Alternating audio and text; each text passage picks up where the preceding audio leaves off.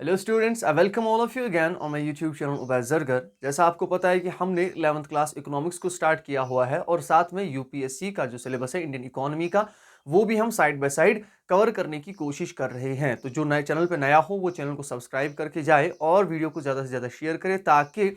बाकी सारे स्टूडेंट्स को भी इसका बेनिफिट हो। तो आपको पता है कि हमने कल सेकंड चैप्टर को स्टार्ट किया हुआ था जिसका नाम था collection, organization and presentation of data. उसमें हमने डिफरेंट टॉपिक्स को कवर किया था। उसमें हमने देखा था कि डाटा क्या होता है, ठीक है, डाटा के कौन से टाइप्स होते हैं, और साथ में हमने देखा था कि प्राइमरी डाटा जो होता है उसके कौन से डिफरेंट मेथड्स होते हैं जिनसे हम कलेक्ट कर सकते हैं अपने डाटा को, ठीक है। उसमें हमने पहला जो लेक्चर देखा हुआ था वो देखा था डायरेक्ट पर्सनल इंटरव्यूज या डायरेक्ट पर्सनल इन्वेस्टिगेशन। उसमें हमने देखा था कि पहला मेथड जो हमारे पास होता है बेटा वो होता है डायरेक्ट पर्सनल इन्वेस्टिगेशन। उसके हमने डिफरेंट चीजों को पढ़ा हुआ था कि कौन से उसके मेरिट्स और डिमेरिट्स हैं। आज जो है वो हम सेकंड चैप्टर को, सेकंड टॉपिक को स्टार्ट करने वाले हैं यहाँ पे, ठीक है। वो होने वाला है हमारा methods of primary data collection. आपको पता ही है कि प्राइमरी डाटा को कैसे कलेक्ट करते हैं, उसी टॉपिक को हम पढ़ रहे हैं यहाँ पे। उसका हम आज दूसरा टॉपिक जो है या दूसरा मेथड जो है वो हम पढ़ने वाले हैं, ठीक है।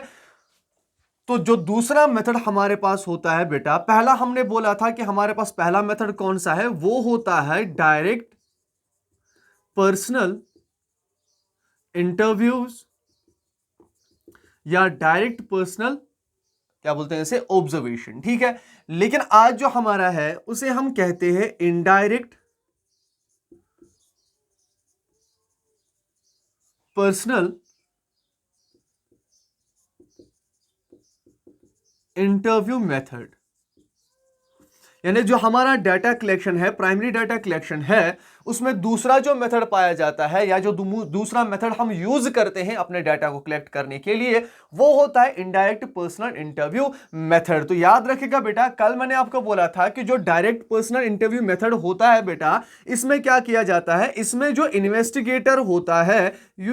इन्वेस्टिगेटर जो होता है हमारा, ठीक है, जो इन्वेस्टिगेटर होता है हमारा, वो इन्वेस्टिगेटर क्या करता है, वो इन्वेस्टिगेटर पर्सनली मीट करता है। यानी इसमें हम क्या करते हैं, पर्सनली जाते हैं इंफॉर्मेशन कलेक्ट करने के लिए, उस पर्सन के साथ डायरेक्ट मीटिंग करते हैं हम, ठीक है। लेकिन इनडायरेक्ट पर्सनल इंटरव्यू मेथड कौन सा मेथड होता है, इनडायरेक्ट पर्सनल इंटरव्यू मेथड वो मेथड होता है जिसमें आप डायरेक्टली उस बंदे के साथ नहीं मिलते या डायरेक्टली आप क्या करते हैं, डायरेक्टली आप इंफॉर्मेशन कलेक्ट नहीं करते, बल्कि आप इनडायरेक्टली क्या करते हैं। तो नाम से पता चल रहा है आपको इनडायरेक्ट पर्सनल इंटरव्यू मेथड के हम इनडायरेक्टली क्या करते हैं, इंफॉर्मेशन को कलेक्ट करते हैं। तो आप बोल सकते हो दैट मेथड, ये वो मेथड होता है बेटा in which the data is collected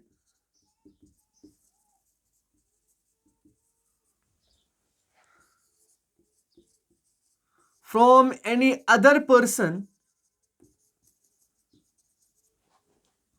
who is supposed to be, who is supposed to possess the information, possess the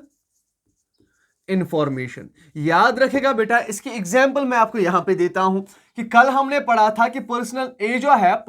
है, ठीक है, एम को अगर उसकी क्या चाहिए, इंफॉर्मेशन चाहिए होती है, तो एम डायरेक्टली बात करता है ए के साथ, ठीक है, डायरेक्टली क्या करता है, कंटैक्ट करता है ए के साथ ताकि एम ए की इंफॉर्मेशन निकाल सके। लेकिन अगर मैं आप बोलूं आपको कि ए का जो है बी फ्रेंड है, ठीक है, तो आपको पता ही है कि बी को जो है मैक्सिमम इंफॉर्मेशन होगी किसके रिगार्डिंग, ए के रिगार्डिंग। यानी अब एम जो है ये ए के साथ डायरेक्टली कांटेक्ट नहीं करता, ये बी के साथ कांटेक्ट करता है ताकि इसे पता है, क्योंकि बी जो है ये इसके साथ क्या है, उठता बैठता है, इसकी इंफॉर्मेशन बी के पास होगी, तो हम बी के पास जाके इंफॉर्मेशन को कलेक्ट करते हैं। ये बात याद रखिएगा। इसीलिए मैंने बोला कि that method in which the data is collected from any other person who is supposed to possess the information. यानी इसमें हम डायरेक्ट कंटैक्ट नहीं करते, ये बात याद रखिएगा, डायरेक्ट हम कंटैक्ट नहीं करते, हम उस बंदे के पास जाते हैं जो बंदा इंफॉर्मेशन को क्या कर रहा हो, पोजेस कर रहा हो। जैसे मैंने आपको एग्जांपल यहां पे दी कि एम जो है वो डायरेक्टली ए के साथ कंटैक्ट नहीं करेगा, वो उसके फ्रेंड के साथ या किसी कलीग के साथ क्या करेगा,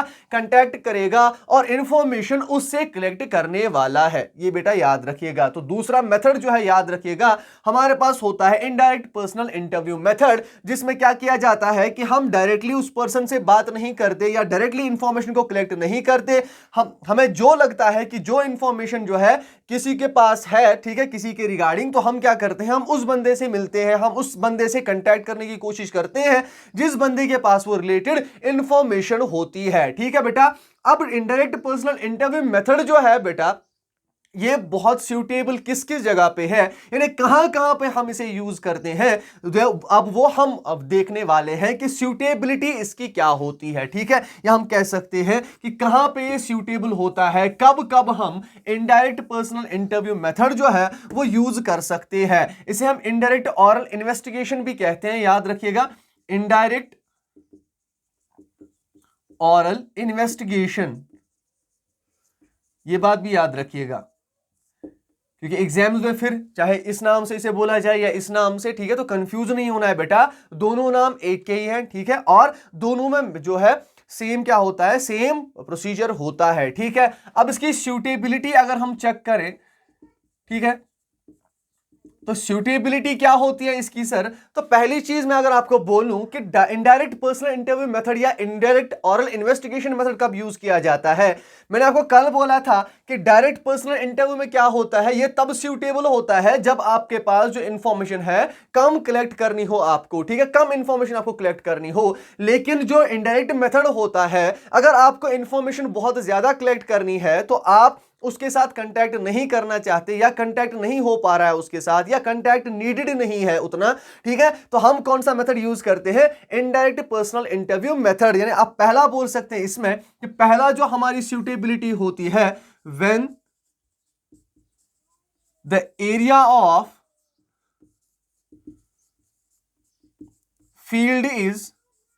लार्ज, यानी जब आपका एरिया ऑफ फील्ड जो हो, जब आपका काम बहुत ज्यादा हो, आपके पास काम बहुत ज्यादा है, तो आप टाइम ज्यादा नहीं गंवाना चाहते। ठीक है, आपको टाइम पता है बहुत ज्यादा कंज्यूम होने वाला है डायरेक्ट मेथड में, तो हम क्या करते हैं, हम उस बंदे से डायरेक्टली कांटेक्ट करते हैं जिस बंदे का हमें पता है कि इसके पास ये इंफॉर्मेशन होगी, तो उसके लिए हम क्या करते हैं, उसके लिए हम ये वाला मेथड यूज करते हैं। तो इसीलिए मैंने बोला बेटा कि when the area of field is large, यानी जब आपको पता हो कि मुझे बहुत ज्यादा काम करना है, तो आप क्या करते हैं, आप ये वाला मेथड यूज करते हैं बेटा। ठीक है, दूसरा जो मेथड हमारे पास होता है बेटा, इसमें क्या होता है कि सूटेबिलिटी कब होती है इसकी, कि जब आपको पता हो कि ज्यादा क्या है, 100% इंफॉर्मेशन एक्यूरेट मुझे नहीं चाहिए, यानी आप कह सकते हैं कि when high accuracy is not needed. ठीक है, तो जब हाई एक्यूरेसी की बात आए, when high accuracy of information is not mandatory, ठीक है, तो हम कह सकते हैं कि जब आपको हाई एक्यूरेसी इंफॉर्मेशन में नहीं चाहिए, यानी आपको किसी ऐसे काम के लिए चाहिए कि जिसमें एक्यूरेसी अगर ना भी हो ज्यादा, ठीक है, तो किसी हद तक अप्रोक्सीमेटली ठीक ही हो, ठीक है, तो उसके लिए हम क्या करते हैं, उसके लिए हम indirect personal interview method use करते हैं। यानी जब आप कंप्रोमाइज कर सकते हैं एक्यूरेसी के साथ, जब आप कंप्रोमाइज कर सकते हैं इंफॉर्मेशन के साथ, तो तब हम क्या करते हैं, indirect personal interview method use करते हैं। जैसे मैंने आपको कल बोला था कि डायरेक्ट पर्सनल इंटरव्यू जो होता है बेटा, डायरेक्ट पर्सनल इंटरव्यू में वो क्या चाहिए होती है, हमें हाई एक्यूरेसी ऑफ इंफॉर्मेशन चाहिए होती है। यानी जब आप कंप्रोमाइज नहीं कर सकते इंफॉर्मेशन के साथ, तब हम डायरेक्ट पर्सनल इंटरव्यू यूज करते हैं। लेकिन अगर कहीं ना कहीं अगर आप कंप्रोमाइज कर सकते हैं अपने डाटा के साथ, अपने इंफॉर्मेशन के साथ, तो आप क्या करते हैं, आप ये वाला मेथड यूज करते हैं। ठीक है बेटा, तीसरा मैं अगर आपको बोलूं यहां पे, तो तीसरा जो होता है बेटा, तीसरा तो आपको पता ही है बेटा कि जब फॉर एग्जांपल अगर मुझे ऐसे किसी बंदे की इंफॉर्मेशन चाहिए जिसके साथ कांटेक्ट करना इम्पॉसिबल है, ठीक है, यानी मैं उसके साथ डायरेक्ट कांटेक्ट नहीं कर सकता, यानी ऐसा बंदा है जो किसी काम से बाहर गया हुआ है लेकिन मुझे इंफॉर्मेशन उसकी चाहिए ही चाहिए, ठीक है, तो अब मैं direct personal interview method use तो नहीं कर सकता, मैं क्या करता हूं, मैं indirect personal interview method use करता हूं। मैं उसके फ्रेंड्स के साथ बात करता हूं, उसके घर वालों के साथ बात करता हूं, उसके कलीग्स के साथ बात करता हूं, या ऐसे बंदे के साथ बात करता हूं जिसे मुझे लगता है कि इसके पास इंफॉर्मेशन होगी इस चीज की। तो इसलिए बोला if the contact is not possible तो जब आपको लगे कि कांटेक्ट पॉसिबल ही नहीं है, मैं कांटेक्ट नहीं कर सकता इसके साथ, तो आप क्या करते हैं, आप indirect personal interview method use करते हैं बेटा, ठीक है। तो तीसरा हमने क्या देखा कि जब आप कांटेक्ट नहीं कर पा रहे हो, ठीक है बेटा, तो जब आप कांटेक्ट नहीं कर पाते तो उसका मतलब ही है कि आप डायरेक्टली उससे बात नहीं कर पाएंगे। अब तो आपको क्या करना होगा, आपको इनडायरेक्ट पर्सनल इंटरव्यू मेथड को क्या करना होगा, यूज करना होगा, ठीक है। जब आपको पता हो, ऐसा आप बोल सकते हैं कि जब जो हमारी इंफॉर्मेशन होती है, फोर्थ वन जो हमारा होता है इसमें जो सुटेबिलिटी है, जब आपको लगे कि जो मुझे इंफॉर्मेशन जो कलेक्ट करनी है या जो मैं मेथड यूज कर रहा हूं या उस बंदे के साथ, उस बंदे के लिए ये कॉम्प्लेक्स होने वाला है। फॉर एग्जाम्पल ऐसे बोलता हूं आपको कि अगर कोई एजुकेटेड बंदा है तो उसके साथ बात करने में मैं कोई भी लैंग्वेज किसी भी तरीके से बात कर सकता हूं। लेकिन अब अगर ऐसा बंदा है कोई जो अनएजुकेटेड है, जिसे हम लेमैन भी कह सकते हैं, ठीक है, तो अनएजुकेटेड पर्सन है कोई, लेकिन मुझे उससे ऐसी इंफॉर्मेशन चाहिए जो बेटरमेंट के लिए है और उसे मेरे क्वेश्चन समझ में नहीं आएंगे, मुझे ऐसा लगता है कि वो क्या नहीं कर पाएगा, वो मेरे क्वेश्चंस को अच्छी तरह समझ नहीं सकता। या हम कह सकते हैं कि जब बहुत ज्यादा कॉम्प्लिकेटेड नेचर हो, ठीक है, जब बहुत ज्यादा कॉम्प्लिकेटेड नेचर हो किसका, हमारे इन्वेस्टिगेशन का, तो हम क्या करते हैं, हम उस टाइम पे indirect personal interview method use करते हैं। यानी हम कह सकते हैं simply, when the nature of investigation, when the nature of investigation is complex, जब आपको लगता है कि इन्वेस्टिगेशन का जो नेचर होने वाला है ये कॉम्प्लेक्स होने वाला है, तो आप क्या करते हैं, आप direct personal interview method use नहीं करते बेटा, आप indirect personal interview method use करते हैं। तो याद रखिएगा, यहां पे हमने सूटेबिलिटी इसकी देख ली, ठीक है। तो फिर से एक बार देखते हैं सूटेबिलिटी में क्या क्या चीजें आती हैं। तो पहला जो सूटेबिलिटी का है, when the area of field is large, जब एरिया ऑफ फील्ड क्या होता है, बहुत लार्ज होता है और आपको पता है कि मैं इतना काम, ठीक है, विद इन गिवन टाइम मैं नहीं कर सकता, तो आप क्या करते हैं, indirect personal interview method use करते हैं। दूसरा, when high accuracy of information is not mandatory, जब आपको लगता है कि एक्यूरेसी जरूरत नहीं है, यानी सेम क्वेश्चन आंसर जो है सेम आने वाले हैं, ठीक है, जब आप रिलाई कर सकते हैं इस चीज पर, या वो बंदा जो है जिससे आप इंफॉर्मेशन कलेक्ट कर रहे हैं तो आपको लगता है कि वो क्या है, वो ट्रस्टवर्दी बंदा है, तो उस टाइम पे भी आप क्या करते हो, आप इनडायरेक्ट पर्सनल इन्वेस्टिगेशन या indirect personal interview method use करते हैं। तीसरा, if the contact is not possible, जब आपको पता ही है कि कांटेक्ट नहीं हो पाएगा उस बंदे के साथ बेटा, तो आप क्या करते हैं, आप इनडायरेक्ट मेथड को यूज करते हैं। और fourth one, when the nature of investigation is so complex, ठीक है, जब आपको लगता है कि इन्वेस्टिगेशन का जो नेचर होने वाला है ये कॉम्प्लेक्स होने वाला है, यानी मैं ऐसे क्वेश्चंस पूछने वाला हूं, फॉर एग्जांपल जिसको अगर मैं अभी एग्जांपल मैंने आपको दी कि एजुकेटेड पर्सन है कोई, ठीक है, तो उससे मैं किसी भी तरीके से सवाल पूछ सकता हूं, इंग्लिश में, उर्दू में, कोई भी कॉम्प्लिकेटेड से कॉम्प्लिकेटेड चीज क्यों ना हो, तो वो उसे क्या कर सकता है, वो उसे इजी वे में अंडरस्टैंड कर सकता है। लेकिन जब हम बात करते हैं अनएजुकेटेड पर्सन की या एक लेमैन की, ठीक है, तो उसे आराम से समझ में नहीं आ सकता इस चीज को, ठीक है, तो हम क्या करने वाले हैं, हम इनडायरेक्ट मेथड यूज करते हैं। तो हम उसके इस ऐसे बंदे के साथ बात करते हैं, ऐसे पर्सन के साथ बात करते हैं जिसे वो इंफॉर्मेशन हो उसके रिगार्डिंग जो वो हमें अच्छी तरह क्या नहीं कर पा रहा है, ट्रांसफर या ट्रांसमिट नहीं कर पा रहा है, ठीक है बेटा। तो ये इसकी 4 सूटेबिलिटीज हैं बेटा, ठीक है। तो जब सूटेबिलिटीज की बात आती है तो सूटेबिलिटीज के बाद जो है हमारा टॉपिक इसी टॉपिक के रिगार्डिंग या इसी मेथड के रिगार्डिंग वो आते हैं बेटा इसके मेरिट्स एंड डिमेरिट्स, ठीक है। तो मेरिट्स एंड डिमेरिट्स कौन कौन से हैं, हम कह सकते हैं कि इसके एडवांटेज कौन कौन से हैं और इसके डिसएडवांटेजेस कौन कौन से हैं। तो आपको मैंने पहले ही बोला सूटेबिलिटी में, तो याद रखिएगा बेटा इसका जो पहला मेरिट है वो है वाइड कवरेज। आप याद रखिएगा बेटा कि मैंने आपको अभी बोला कि ये तब सूटेबल होता है, यानी इनडायरेक्ट पर्सनल इंटरव्यू मेथड तब सूटेबल होता है जब हम क्या करते हैं, जब हमारे पास इंफॉर्मेशन कलेक्ट करनी हो हमें बहुत ज्यादा, ठीक है, जब हमारे पास काम बहुत ज्यादा हो लेकिन हमें उसे क्या करना है, कवर करना है। तो आप क्या करते हैं, तो इसीलिए मैंने आपको बोला कि पहला जो इसका मेरिट है वो है वाइड कवरेज, यानी इसका जो फील्ड होने वाला है, ठीक है, जब आपको बहुत सारा काम करना होगा तब आप क्या यूज कर सकते हैं, इनडायरेक्ट पर्सनल इंटरव्यू मेथड को यूज कर सकते हैं आराम से बेटा, ठीक है। इसका अगर मैं आपको दूसरा बोलूं, ठीक है, वाइड कवरेज में ये काम भी आ सकता है कि जब आपको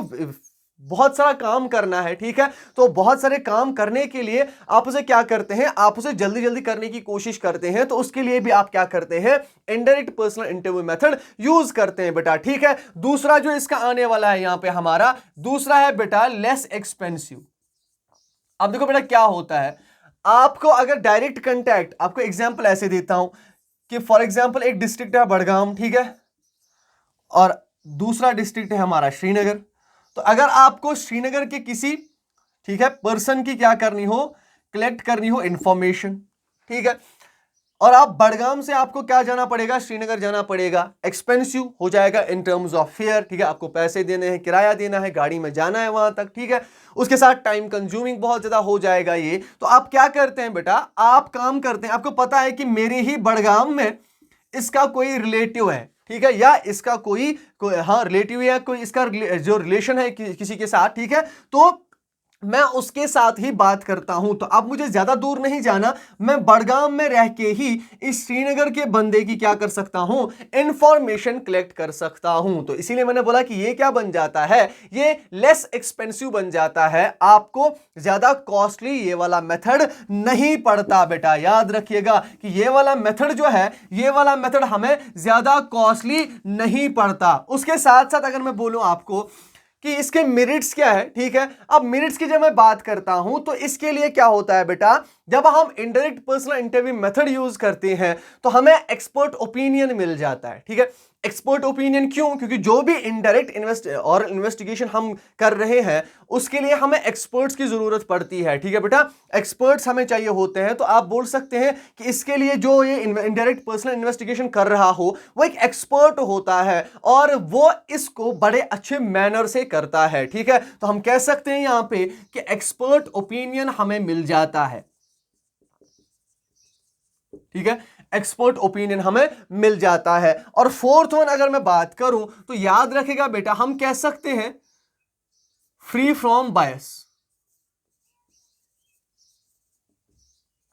फ्री फ्रॉम बायसनेस। अब इसमें टिल्ट जो है बहुत कम होता है, कहीं कहीं पे हो भी सकता है, ऐसा नहीं है कि हम टोटली फ्री कहें, ठीक है। तो फ्री फ्रॉम बायसनेस नहीं है, टोटली फ्री नहीं है बायसनेस से, लेकिन इसमें बायसनेस की बहुत ज्यादा क्या होती है, हम कह सकते हैं कि बहुत कम होने की संभावना होती है, क्या होने की, बायसनेस होने की, यानी बहुत कम टाइम इसमें बायसनेस हो सकती है इसमें, ठीक है। यानी जो इन्वेस्टिगेटर होता है, ठीक है, उसे जो हम इनडायरेक्ट और इन्वेस्टिगेशन कर रहे हैं, ठीक है, तो इन्वेस्टिगेटर जो होता है वो भी फ्री बायस्ड होता है, ठीक है, उसमें भी कोई बायसनेस नहीं होती। और जो रिलेटिव है, ठीक है, हो सकता है कि वो भी बायसनेस ना करे, तो हम कह सकते हैं कि ये फ्री फ्रॉम बायसनेस होता है कभी कभी, ठीक है। उसके बाद अगर मैं आपको बोलूं तो फिफ्थ वन जो हमारा होता है बेटा, हम कह सकते हैं कि it is simple and easy method, simple and easy method बेटा, यानी ये सिंपल मेथड होता है, हम इसे घर में बैठ के या अपने ही एरिया में बैठ के क्या कर सकते हैं, परफॉर्म कर सकते हैं, हमें जरूरत नहीं है किसी और जगह जाने की, ठीक है। तो फिर से एक बार मिनट्स को देखते हैं। मिनट्स पहला वाइड कवरेज, जब आपको काम बहुत ज्यादा करना हो तो आप क्या करते हो, indirect personal investigation method use करते हो। दूसरा लेस एक्सपेंसिव, बहुत कम एक्सपेंसिव हो जाता है, आपका टाइम कंज्यूमिंग नहीं बनता ये, ठीक है, पैसा जो है कम खर्च होता है आपका। एक्सपर्ट ओपिनियन, मैंने आपको बोला कि एक्सपर्ट ओपिनियन क्या होता है, एक्सपर्ट ओपिनियन में भी नीडेड, ठीक है, कभी कभी एक्सपर्ट ओपिनियन नीडेड होता है हमें अपनी इन्वेस्टिगेशन के लिए, तो वो हमें मिल जाता है इसमें। उसके साथ साथ हमें फ्री फ्रॉम बायसनेस मिल जाता है कि बायसनेस में बहुत कम होने का क्या होता है, खतरा होता है। और फिफ्थ वन जो होता है वो होता है सिंपल एंड इजी, यानी ये बहुत ज्यादा आसान होता है और बहुत ज्यादा सिंपल है, ठीक है, ज्यादा कॉम्प्लिकेटेड मैनर नहीं है इसका, ठीक है। वही क्वेश्चन आप जो पूछने वाले थे, किससे, आप जो डायरेक्टली पूछने वाले थे वही आप इनडायरेक्टली भी उसी इंफॉर्मेशन को कलेक्ट कर रहे हैं बेटा, ठीक है। अब इसकी बात जब हम करते हैं बेटा तो हमें मेरिट्स के बाद डिमेरिट्स को देखना है एक एक करके कि डिमेरिट्स क्या है इसके, ठीक है। तो हम जब डिमेरिट्स की बात करते हैं बेटा तो डिमेरिट्स में आप देखिएगा कि डिमेरिट्स क्या होते हैं इसके, तो हम कह सकते हैं कि ये क्या होता है, ये लेस एक्यूरेट हो सकता है, ये बात याद रखिएगा, लेस एक्यूरेट। मैंने आपको बोला था, अगर आपको याद हो तो सूटेबिलिटी अभी हमने इसी वाले लेक्चर में पढ़ा इसकी, ठीक है। तो सूटेबिलिटी क्या मैंने आपको बोला था, सूटेबिलिटी में मैंने आपको बोला था कि कभी कभी क्या हो जाता है, जब आपको हाई एक्यूरेसी की जरूरत नहीं होती तो आप इनडायरेक्ट मेथड यूज करते हैं। जब आप कंप्रोमाइज कर सकते हैं इंफॉर्मेशन की, क्या किसके साथ, इंफॉर्मेशन की एक्यूरेसी के साथ आप क्या कर सकते हैं, कंप्रोमाइज कर सकते हैं, तब आप इसे यूज करते हैं। तो पहला ही जो डिमेरिट होता है इसका वो लेस एक्यूरेट होता है, क्योंकि फॉर एग्जांपल मैंने आपको अभी बोला था कि एम जो है अगर उसे ए की इंफॉर्मेशन चाहिए तो वो बी से ले लेता है इसकी इंफॉर्मेशन, ठीक है।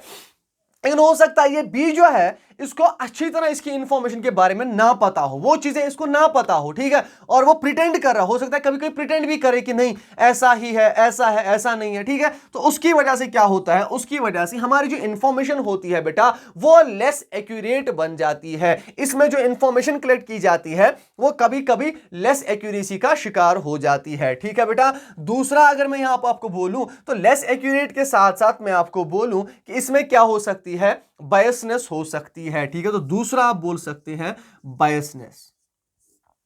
बायसनेस की जब हम बात करते हैं बेटा तो बी जो है, मैंने आपको अभी बोला कि बी अगर एम का रिलेटिव है,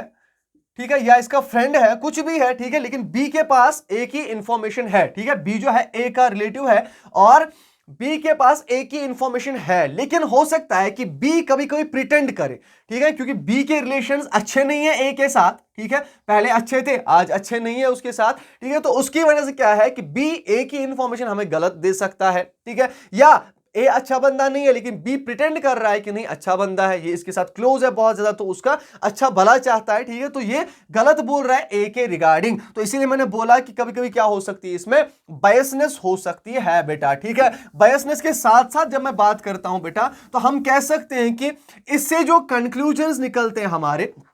देखो जब आपको पता है कि ये वाला मेथड जो है परफेक्ट मेथड नहीं है, ये बात याद रखिएगा कि जो इन्वेस्टिगेटर होता है उसे ऑलरेडी पता होता है कि ये परफेक्ट मेथड नहीं है,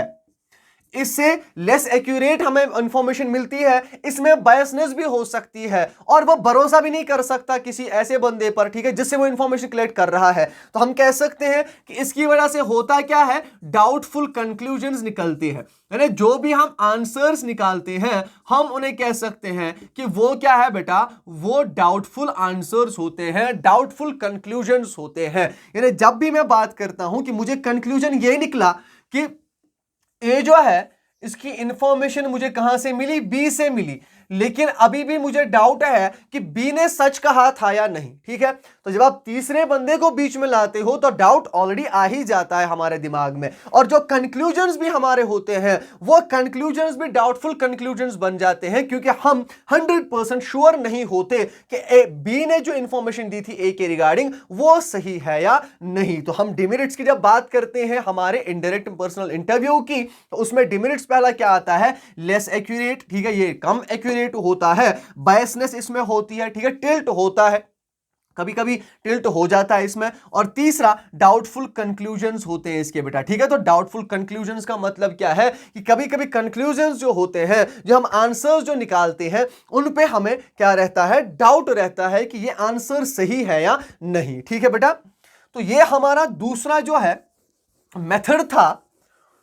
जो हम यूज करते हैं प्राइमरी डाटा को कलेक्ट करने के लिए बेटा, ठीक है। याद रखिएगा कि